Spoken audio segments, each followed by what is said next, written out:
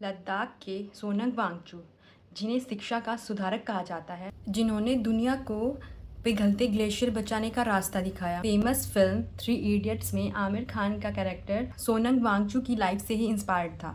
देश भर में इन पर सवाल उठ रहा है कि ये एक हीरो है या एक विलेन है। लद्दाख में किए गए उनके अनशन को कुछ लोग तो हिमालय की पुकार बता रहे हैं और कुछ लोग इसे देश को अस्थिर करने की चाल बता रहे हैं। ये तो सच है कि लद्दाख की सड़कों पर हिंसा भड़की, वहां से 4 लोगों की मौत की खबर भी आई और साथ ही दर्जनों लोगों के घायल होने की खबर भी आई। बीजेपी ऑफिस और सीआरपीएफ गाड़ियों की जलती हुई तस्वीरें भी नजर आई। राइट विंग के लोग उन्हें विदेश से फंडिंग लेने वाला और राइट विंग के लोग उन्हें देश में अव्यवस्था फैलाने वाला विलेन बता रहे हैं और चाइना पाकिस्तान का सपोर्टर कह रहे हैं। अपोजिशन के लोग और सोनम वांगचुक के सपोर्टर्स कह रहे हैं कि जिस इंसान ने लद्दाख के बच्चों के लिए स्कूल के नए मॉडल तैयार करे, आज एक मुद्दे पर गवर्नमेंट उसे एंटी नेशनल डिक्लेयर करने पर तुली हुई है। उसके पीछे इन्फोर्समेंट डायरेक्टोरेट और सीबीआई को लगा चुकी है। 2019 तक तो सोनम वांगचुक प्राइम मिनिस्टर मोदी को थैंक यू ट्वीट कर रहे थे। क्या उन्होंने विदेश से पैसा लेकर इंडिया में भी नेपाल जैसा सीन क्रिएट करने की कोशिश करी? ये हम जान सकते हैं लद्दाख की कहानी जानने के बाद। लद्दाख की कहानी ये है कि लद्दाख को लिटिल तिब्बत भी कहते हैं। यहाँ की 97% पॉपुलेशन आदिवासी है, यानी ट्राइबल है। बोडो, मुस्लिम, चेबा जैसे समुदाय यहाँ पर रहते हैं।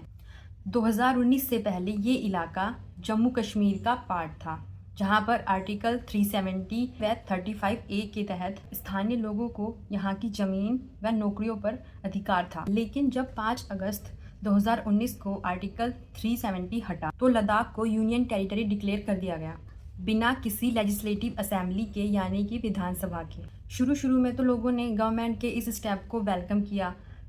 खुद सोनम वांगचुक ने भी ट्वीट कर प्राइम मिनिस्टर मोदी को थैंक यू बोला था कि 30 साल पुराना सपना पूरा हुआ। लद्दाख के लोकल लोगों का कहना है कि लद्दाख के यूनियन टेरिटरी बनने के बाद से लद्दाख की दिल्ली से दूरियां बढ़ गई हैं, डेवलपमेंट नहीं हो रहा और वादे तो बहुत किए गए थे लेकिन कोई वादा पूरा नहीं हो रहा। नेशनल अनएम्प्लॉयमेंट रेट 13.4 है और लद्दाख का अनएम्प्लॉयमेंट रेट 26.5 है। अब बाहर के लोग इनकी नौकरियां ले रहे हैं और ज़मीनें खरीद रहे हैं।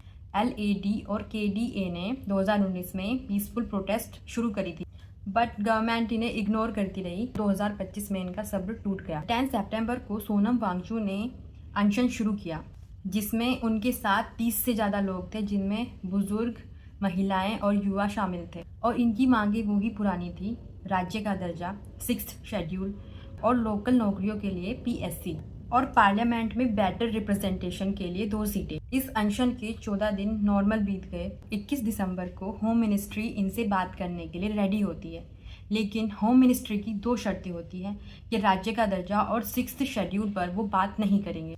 इसके बाद 23 सितंबर को 2 बुजुर्ग जो इस अनशन का पार्ट थे, जिनकी उम्र 72 साल व 62 साल की थी, वो बेहोश हो जाते हैं और उनको हॉस्पिटल ले जाया जाता है। ये खबर युवाओं में आग की तरह फैलती है। इसके बाद पीसफुल प्रोटेस्ट की जगह वायलेंट प्रोटेस्ट होने लग गई। इसके बाद LAB की यूथ विंग ने लेह में शटडाउन बुलाया। कारगिल में KDA ने समर्थन दिया और इसके बाद बीजेपी ऑफिस, CRPF वैन और हिल्स काउंसिल की बिल्डिंग में आग लगा दी गई। इसके विरोध में पुलिस ने आंसू गैस व गोलियां चलाई। 4 लोगों की मौत हुई, 80 घायल हुए, जिसमें सुरक्षाकर्मी भी शामिल थे।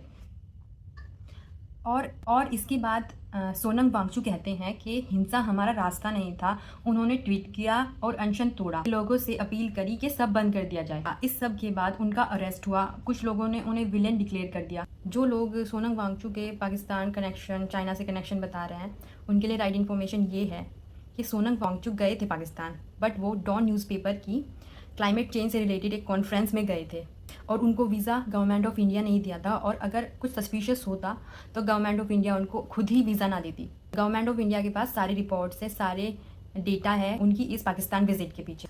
उनके साथ गलत हो रहा है ऑब्वियसली, और उनको फ्री कर देना चाहिए गवर्नमेंट को।